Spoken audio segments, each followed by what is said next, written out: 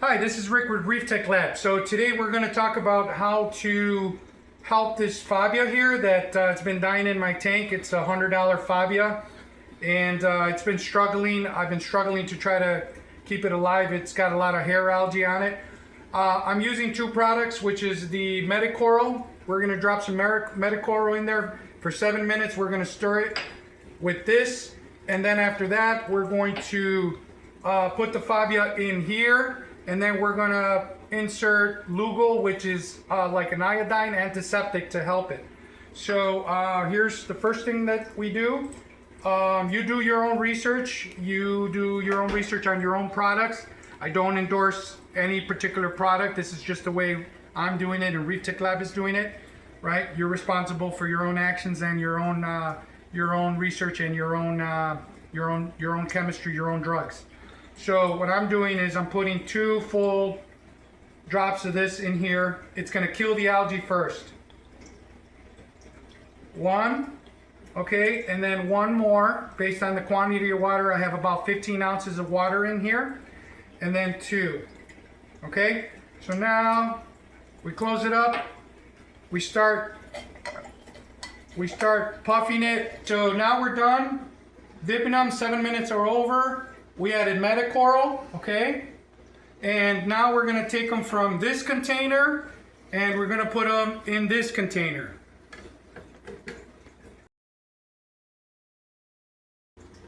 So in this container, we have tank water, right, that went in here.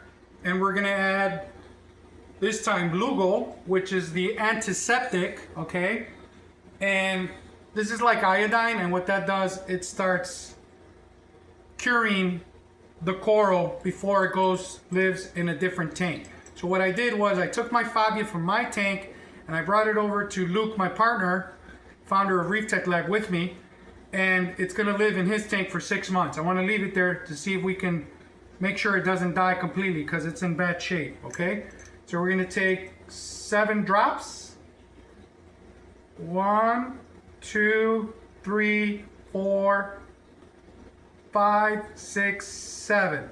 And then we're gonna mix it, right?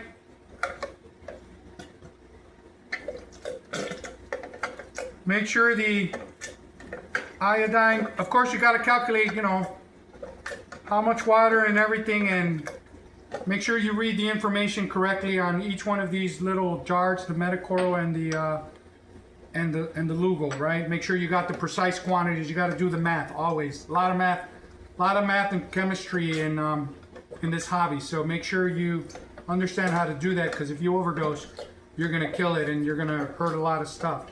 So now we just leave it like that, and then after that, we're gonna leave it like that for 5 minutes, and then wait, and then we're gonna transport it into the new tank. Okay, so now we're gonna grab tank water, okay, from a 220 gallon tank. We're gonna pour it in here because this one is gonna be our rinse, okay? So we're gonna take Favia, who's injured, and we're going to take him like so, and we're gonna put them in the clean tank water so that you rinse it. And then you rinse it, get all that iodine and all those chemicals that you kind of had. You don't want none of those chemicals going into your display tank, because if you do, you're in trouble. So you can see a lot of stuff coming out, like gunk and stuff. And then now he's ready to go inside the display tank. And don't forget to get Precision Reef Journal. If you go to the back, go to our website, subscribe to our platform channel, YouTube, Instagram, TikTok, Facebook.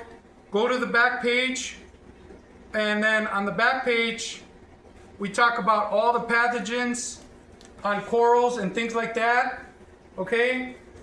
And there's some examples there. Again, we don't endorse any of the drugs that we mentioned. We simply use them as an example of what some people are using.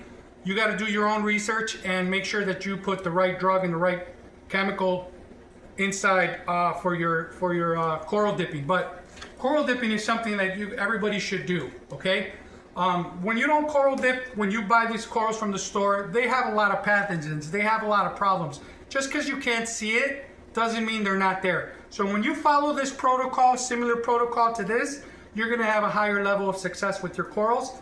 So again, don't forget to get your journal at ReefTekLab.com. I'm Rick, one of the founders of Reef Tech Lab. Luke is co-founder, and hopefully we'll see you on the next reel or short. Thanks.